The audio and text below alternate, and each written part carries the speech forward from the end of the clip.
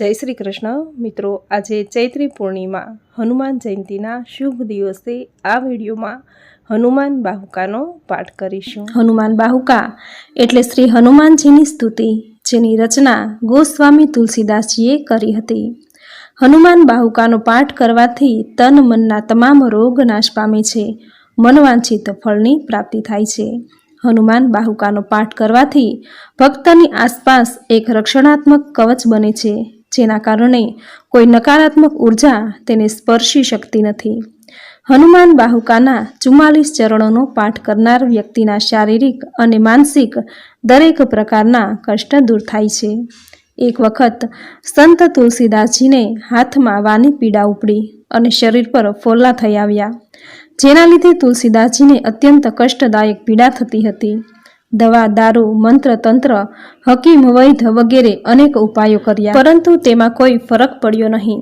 આખરે તુલસીદાસે હનુમાનજીની સ્તુતિ કરી, એમની પીડા શાંત થઈ અને રોગ સારો થઈ ગયો। આ હનુમાનજીની સ્તુતિ એ જ હનુમાન બાહુકા। જ્યારે જીવનમાં દુઃખ, કષ્ટ, રોગ આવે ત્યારે સાચા મનથી ભક્તિભાવપૂર્વક આ પાઠ કરવાથી વ્યક્તિના તમામ કષ્ટો, રોગ, દુઃખ નાશ પામે છે। તેને તન, મન અને ધનથી સુખ, શાંતિ પ્રાપ્તિ થાય છે। વ્યક્તિને સમસ્ત પીડામાંથી મુક્તિ પાવે છે। સાથે જ જો જીવનમાં કોઈ કાર્ય રોકાઈ ગયું હોય, અટકી ગયું હોય, તો આ પાઠ નિત્ય કરવાથી તે અધૂરું કાર્ય પૂર્ણ થાય તે કાર્યમાં સફળતા મળે છે। જે વ્યક્તિને ગઠિયોવા, માથાનો દુખાવો, ગળાના રોગ, સાંધાના દુખાવા જેવા રોગ હોય તો તેમણે શુભ મુહૂર્ત જોઈ એક પાત્રમાં જળ ભરી હનુમાન સન્મુખ રાખવું, તેલનો અથવા ઘીનો દીવો કરવો, ત્યારબાદ હનુમાન બાહુકાનો પાઠ કરવો। પાઠ પૂર્ણ કરી હનુમાનજીને નમસ્કાર કરી આ જળ પી જવું, અથવા ઘરમાં જો કોઈ બીમાર વ્યક્તિ હોય તો તેમને પીવડાવવું। શરીરની સમસ્ત પીડામાંથી મુક્તિ મળી જશે।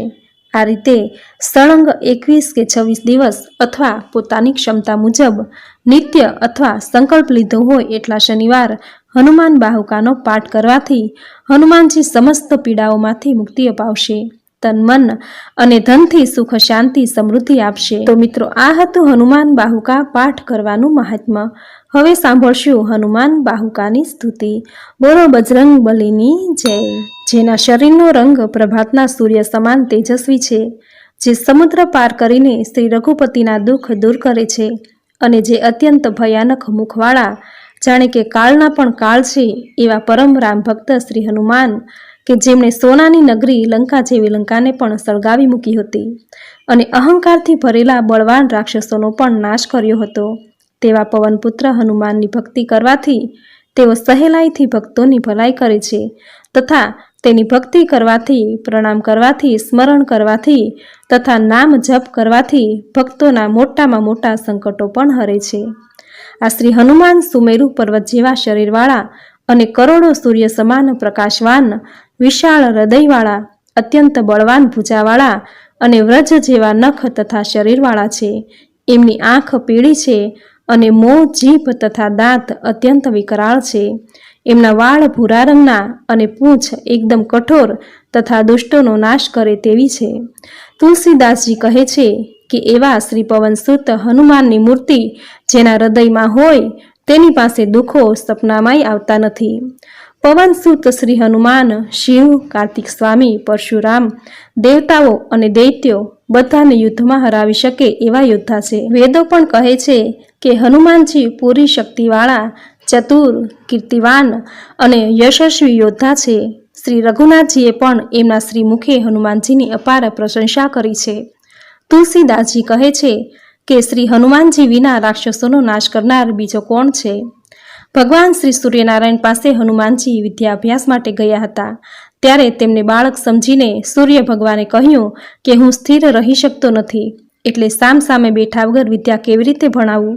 આથી હનુમાનજીએ ભાસ્કર ભગવાન સામે મુખ કરીને સૂર્ય ભગવાન સાથે હવામાં ઉડતા રહીને વિદ્યા અભ્યાસ કર્યો। આ અચરજ જોઈને ઇન્દ્ર, વિષ્ણુ, રુદ્ર અને બ્રહ્મા આશ્ચર્યચકિત થઈ ગયા। તુલસીદાસજી કહે છે કે એનો તો બળ, વીરત્વ, ધૈર્ય અને હિંમતનો જ દેહ બનેલો છે। મહાભારતના યુદ્ધમાં અર્જુનના રથની ધજા પર વીરજીને કપિરાજ હનુમાનજીએ ગર્જના કરી, તે સાંભળીને દુર્યોધનની સેનામાં ગભરાટ પેદા થઈ ગયો. દ્રોણાચાર્ય અને ભીષ્મ પિતામહે કહ્યું, આ તો મહાબલી હનુમાન છે, જે વીર રસના સાગર છે અને બાળકના ખેલની જેમ એક ડગલાથી જ એ આકાશ અને સૂર્યને આંબી શકે છે. બધા યોદ્ધાઓ પણ મસ્તક નમાવીને તથા હાથ જોડીને તેમને જોવા લાગ્યા. આ પ્રકારે હનુમાનજીના દર્શન કરીને તેઓ સંસાર તરી ગયા. સમુદ્રને ખાબોચિયા જેવો સમજીને નિડરતાથી લંકા જેવી સુવર્ણ નગરીને પણ સળગાવી મૂકી. આથી દુશ્મન દળમાં ભાગમ ભાગ થઈ ગઈ. દ્રોણાચલ જેવા ભારી પર્વતને પણ દડાની જેમ ઉખેડીને ઉઠાવી દીધો. રણ મેદાનમાં લક્ષ્મણજી બેભાન થઈ ગયા. ત્યારે કોઈ પણ ન કરી શકે એવું આ કાર્ય હનુમાનજીએ પળવારમાં કરી બતાવ્યું. તુલસીદાસજી કહે છે કે હનુમાનજી મહાન સાહસિક અને સમર્થ છે. લોકપાલોનું પાલન કરવાને તથા તેઓને સ્થિરતાપૂર્વક વસાવવામાં તેઓની ભુજા જ સમર્થ છે. કાચબાની પીઠમાં જેમના પગ ઊંડા સમુદ્રના જળને માપવાનું પાત્ર બન્યા. રાક્ષસોનો નાશ કરતી વખતે એ સમુદ્ર જ ભાગી છુપાવાનો ગઢ બન્યો અને એ સ્થાન પાછળથી મોટા મોટા મત્સ્યોને રહેવાનું સ્થાન બન્યું. તુલસીદાસજી કહે છે કે કુંભકર્ણ અને ઇન્દ્રજીત રૂપી બળતણને બાળવામાં તેમનો પ્રતાપ અગ્નિ સમાન બન્યો. ભીષ્મ પિતામહ કહે છે કે મારી સમજણ અનુસાર હનુમાનજી જેવું બળવાન ત્રણેય કાળમાં અને ત્રણેય લોકમાં કોઈ થયું નથી. શ્રી હનુમાનજી રાજા રામચંદ્રજીના દૂત, પવનદેવના સુયોગ્ય પુત્ર, અંજલિ દેવીને આનંદ આપનારા, અસંખ્ય સૂર્યનું તેજ ધરાવનારા તેજસ્વી, સીતાજીના શોકનો નાશ કરનારા, પાપ તથા અવગુણનો નાશ કરનારા, શરણાગતની રક્ષા કરનારા અને રાવણનો નાશ કરવા ત્રણેય લોકમાં આશ્રયરૂપ તમે પ્રગટ થયા છો. હે મનુષ્ય, તું જ્ઞાની, ગુણવાન, બળવાન સેવામાં સજાગ હનુમાનજી સમાન ચતુર સ્વામીને હૃદયમાં વસાવી લે. રાક્ષસોની સેનાનો નાશ કરવા માટે જેનું પરાક્રમ વિશ્વવિખ્યાત છે, વેદો યશોગાથા ગાતા કહે છે કે દેવતાઓને કારાગારમાંથી છોડાવનારા પવનકુમાર સિવાય બીજું કોણ હોઈ શકે. તમે પાપનો અંધકાર અને કષ્ટરૂપી દુઃખોને નિવારવામાં પ્રવીણ તથા સેવકરૂપી કમળને પ્રસન્ન કરવામાં પ્રાતઃકાળના સૂર્ય સમાન છો. તુલસીજીના હૃદયમાં એકમાત્ર હનુમાનજીનો જ વિશ્વાસ છે. સ્વપ્નમાય આલોક કે પરલોકની ચિંતા નથી. જેઓ શોક રહિત છે, રઘુવીરના લાડકા છે, શિવ સ્વરૂપ છે, એવા કેસરીનંદન હનુમાનજીનું નામ કળયુગમાં કલ્પવૃક્ષ સમાન છે. આપ અતિ પરાક્રમી, મહાકરાલ, મહાબહાદુર અને રઘુનાથજી દ્વારા ચૂંટાયેલા મહાબળવાન યોદ્ધા છો. વ્રજ સમાન કઠોર દેહવાળા, જેના બળથી રણ મેદાનમાં કોલાહલ મચી જાય છે, તે સુંદર કરુણા અને ધૈર્યના સ્થાન છો અને મનથી ધર્મનું આચરણ કરનારા છો. આપ દુષ્ટોને માટે કાળ સમાન ભયાનક, સજ્જનોના પાલનહાર અને સ્મરણ માત્ર કરવાથી તુલસીજીના દુઃખો દૂર કરનાર છો. સીતાજીને સુખ આપનારા, રઘુવીરના પુત્ર સમાન અને સેવકોને સહાય કરનારા પવનકુમાર મહાસાહસિક છો. તમે સૃષ્ટિનું સર્જન કરનારા, બ્રહ્મા પાલન કરનારા વિષ્ણુ, સંહાર કરનારા રુદ્ર અને જીવાડવામાં અમૃતપાન સમાન છો. ધારણ કરવામાં ધરતી સમાન, અંધકારનો નાશ કરવામાં સૂર્ય સમાન, સૂકવવામાં અગ્નિ સમાન, પોષણ કરવામાં ચંદ્રમા અને સૂર્ય સમાન, તુતારાઓને દુઃખ દેનાર અને સજા કરનારા, સેવકોને સંતુષ્ટ કરનારા અને માંગલનો મેલ દૂર કરનાર મોદક સમાન સુખ આપનારો છો. ત્રણેય લોકમાં દુઃખીઓના દુઃખ દૂર કરનારા તુલસીજીના સ્વામી શ્રી હનુમાનજી દ્રઢ પ્રતિજ્ઞાવાળા છે. સેવક હનુમાનજીની અસીમ સેવાથી જાનકીનાથ પણ સંકોચાયા, અદાર્થ દબાઈ ગયા. તેમના પક્ષે શિવજી રહે છે અને સ્વર્ગના સ્વામી પણ તેમને નમે છે. તો બિચારા રાજાઓની શીવી સાથ. જાગતા, સૂતા, બેસતા, ઉઠતા કે કાર્ય કરતા આનંદમગ્ન હનુમાનજીના સેવકનું અનિષ્ટ કોણ કરી શકવા સમર્થ છે? જેમને હૃદયમાં અંજની કુમારની હાક પર ભરોસો છે, તે દરેક કાર્યમાં શ્રેષ્ઠ ઠરશે.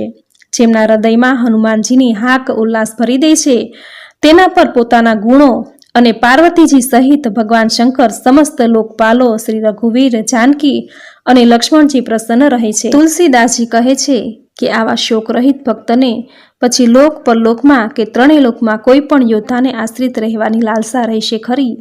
દયાવાન કેસરીનંદન, નિર્મળ કીર્તિવાળા હનુમાનજી પ્રસન્ન થાય તો સર્વે સિદ્ધ મુનિઓ તે મનુષ્ય પર દયાળુ બનીને તેનું પાલન કરે છે. એવા કરુણા નિધાન કપિધરની કીર્તિ અતિ નિર્મળ છે. તમે દયાના સ્થાન, બુદ્ધિબળના ધામ, આનંદ મહિમાના મંદિર અને ગુણ જ્ઞાનના ભંડાર છો.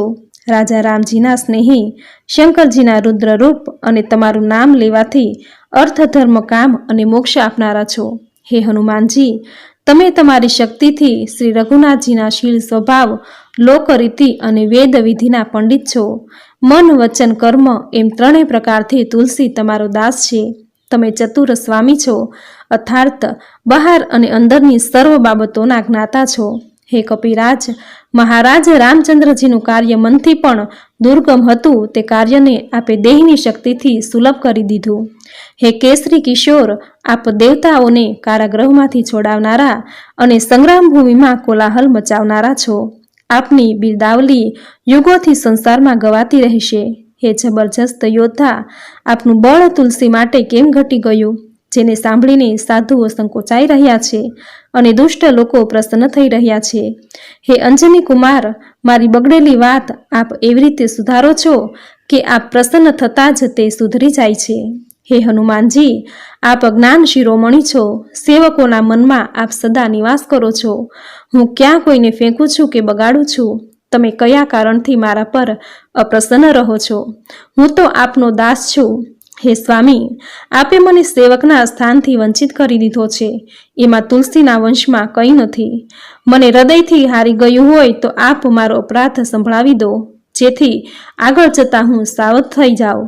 હે વાનરરાજ, તમારા વસાવેલાને તે શંકર ભગવાન પણ નથી ઉજાડી શકતા, અને જે ઘરને આપ નષ્ટ કરી નાખો છો તેને કોણ વસાવી શકવા સમર્થ છે? હે દીનદયાળ, આપ જેના પર પ્રસન્ન થાવો છો તે શત્રુઓના હૃદયમાં પીડા બનીને વિરાજે છે.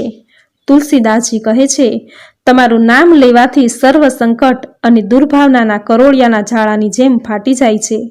અજબ વાત છે, શું આપ મારા માટે વૃદ્ધ બની ગયા છો, અથવા ગરીબોનું પાલન કરતા કરતા વધારે પડતા થાકી ગયા છો? આપે સમુદ્ર ઓળંગીને મોટા મોટા દુષ્ટ રાક્ષસોનો વિનાશ કરીને લંકા જેવા દુર્ગમ ગઢને સળગાવી દીધો. હે સંગ્રામ રૂપી વનના સિંહ, રાક્ષસો શત્રુ સજાવેલા હાથીના બચ્ચા જેવા છે. આપે તેઓને સિંહની જેમ નષ્ટ કરી નાખ્યા. આપના જેવા સમર્થ અને સારા સ્વામીની સેવા કરવા છતાં તુલસી દોષ અને દુઃખની આગ સહન કરી રહ્યો છે. હે વાનરરૂપી બાજ, દુષ્ટજનરૂપી પક્ષીઓ ખૂબ જ વધી રહ્યા છે. તેઓને તમે તમારી લપેટમાં કેમ નથી લેતા? હે અક્ષય કુમારનો વધ કરનારા હનુમાનજી, આપે અશોક વાટિકાનો વિધ્વંસ કર્યો અને રાવણ જેવા પ્રતાપી યોદ્ધાના તેજસ્વી મુખ તરફ જોવાની એ પરવા નહીં કરી. તમે મેઘનાદ, અકંપન અને કુંભકર્ણ જેવા હાથીઓના મદનો નાશ કરવામાં કિશોર અવસ્થાના સિંહ સમાન છો. વિપક્ષ રૂપ તણખલાઓના ઢગલા માટે ભગવાન રામનો પ્રતાપ અગ્નિતુલ્ય છે, અને પવનકુમાર તેમને માટે પવનરૂપ છે. એ પવન નંદન જ તુલસીદાસને સર્વદા પાપ, શ્યામ અને સંતાપથી બચાવનારા છે.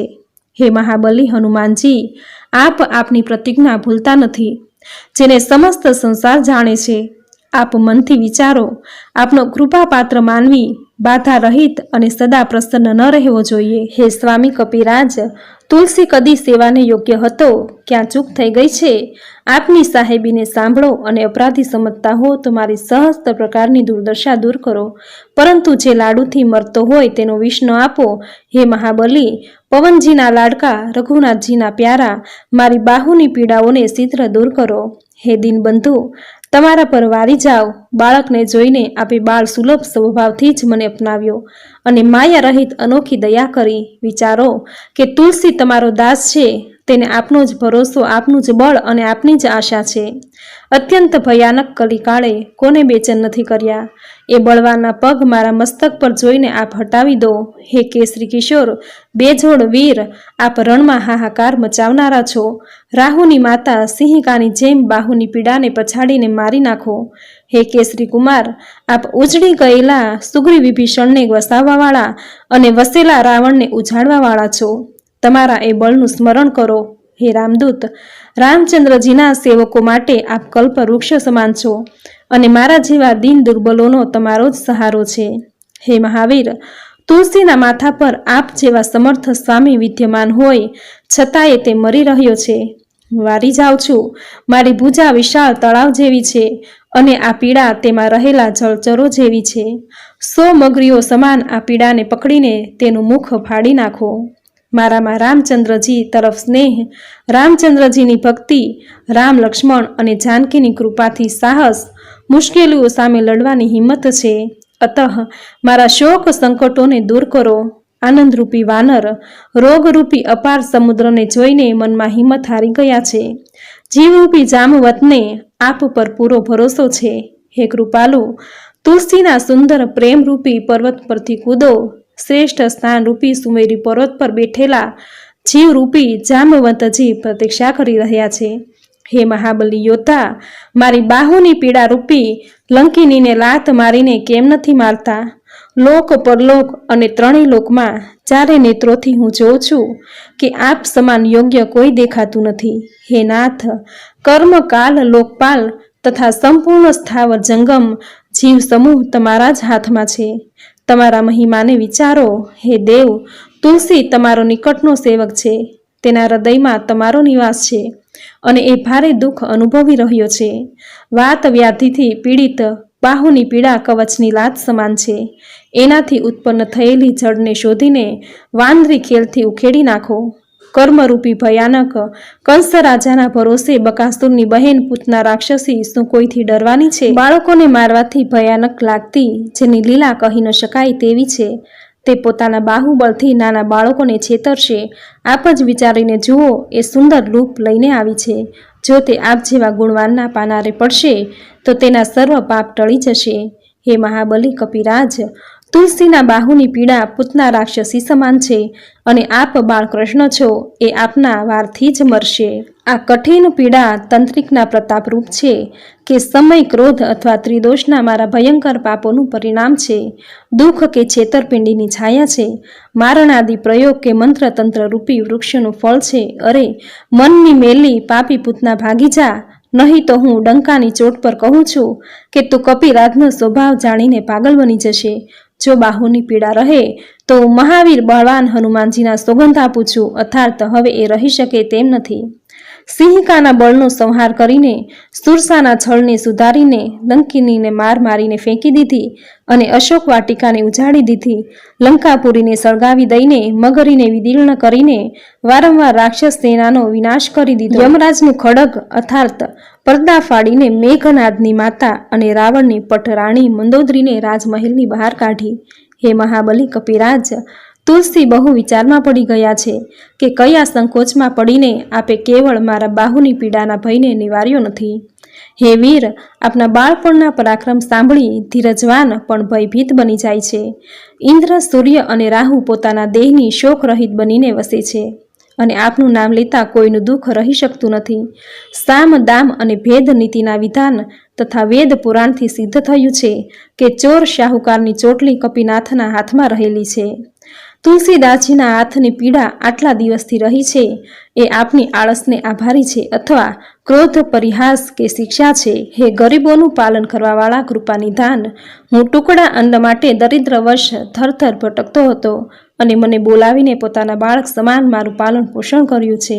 હે વીર અંજની કુમાર, મુખ્યત્વે આપે જ મારી રક્ષા કરી છે. પોતાના સ્વજનને આપ ભૂલશો નહીં એનો મને ભરોસો છે. હે કપિરાજ, આજે આપ બધી રીતે સમર્થ છો. હું સાચું કહું છું કે તમારા જેવા ભલા 3 લોકમાં કોણ છે? પરંતુ મને એટલો પસ્તાવો થાય છે કે આ સેવક દુર્દશા સહી રહ્યો છે. છોકરાઓની રમતમાં ચકલીનું મૃત્યુ થઈ રહ્યું છે અને આપ તમાશો જોઈ રહ્યા છો. મારા જ પાપને લીધે અથવા શાપથી બાહુની પીડા વધી રહી છે. એ નથી કહેવાતી કે નથી સહેવાતી. અનેક ઔષધિ, યંત્ર, મંત્ર, ટૂચકાઓ, દેવોની માનતા માની પણ સર્વ વ્યર્થ ગયું છે. પીડા વધતી જ જાય છે. બ્રહ્મા, વિષ્ણુ, મહેશ, કર્મ, કાળ અને સંસારના સમૂહ જીવોમાં કોણ એવું છે કે જે તમારી આજ્ઞાને ન માનતા હોય? હે રામદૂત, તુલસી તમારો દાસ છે અને આપે તેને આપનો સેવક કહ્યો છે. હે વીર, આપની આ ઢીલ મને આ પીડાથી પણ વધુ પીડિત કરી રહી છે.